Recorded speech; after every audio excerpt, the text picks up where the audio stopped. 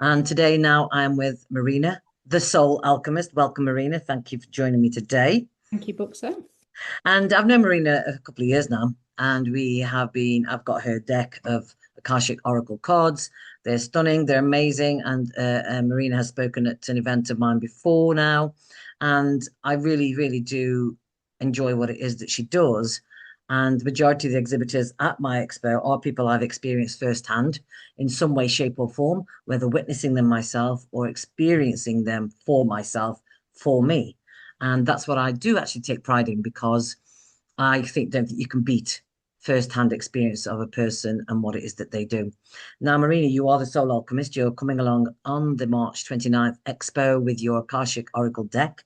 What can people expect to experience from you on the day? What are you offering them in way of taster, or what is it that you're offering?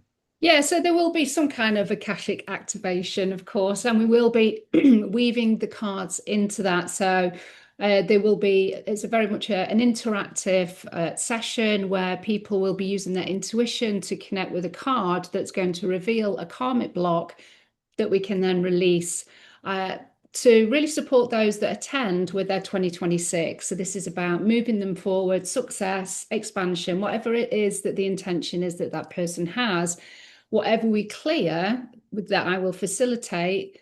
In it's a quick, kind of easy process, but it'll be really potent and powerful. And then you'll get to take the card home because that's where the magic continues. And I will talk more about that on the day. Ooh. So you definitely want to step into that space and experience it. Mm. Now, you know what I'm about. It's within this industry, the spiritual community. I find empowerment is few and far between.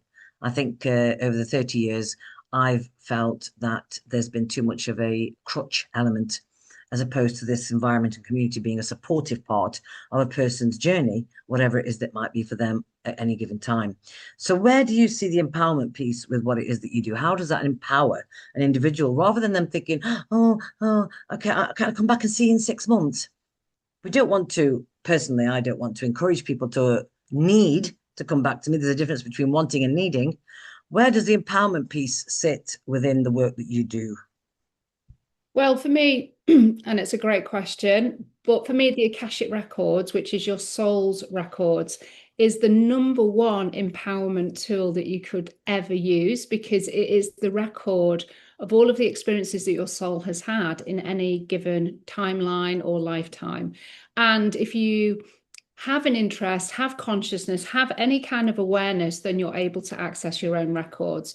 And from that space, you can start to learn more about your journey. You can start to facilitate change within your human experience in the here and now, release karma, release blocks or limitations that are there, but also unlock your gifts or expand your gifts that you've mastered in other lifetimes and also get guidance. So it's kind of like it's an all-round empowerment tool that you can facilitate your own transformation with. So Mm, that's why I love working with the Akashic Records because it offers so much in terms of what you need to navigate mm. this human experience. So, what are people doing? Final question. What are people doing?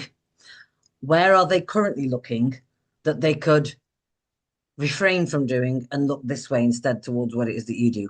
What sort of people, what are they looking at now that you think, well, you're the sort of person that could deal with looking at this as well? I would say people that outsource their power, that are What does that looking, look like? What does that look like? well, it's people that are looking for permission from other people, looking for validation. Of course, it's always nice to have confirmation that we're Yeah. moving in the right direction.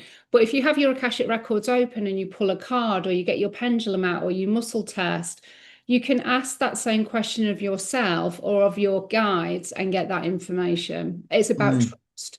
People are really missing the self-trust piece. And of course, that's an ongoing journey for all of us. But if you're using your Akashic records, you start to build that self-confidence, self-belief, and self-trust within yourself. So you don't need to outsource. Mm.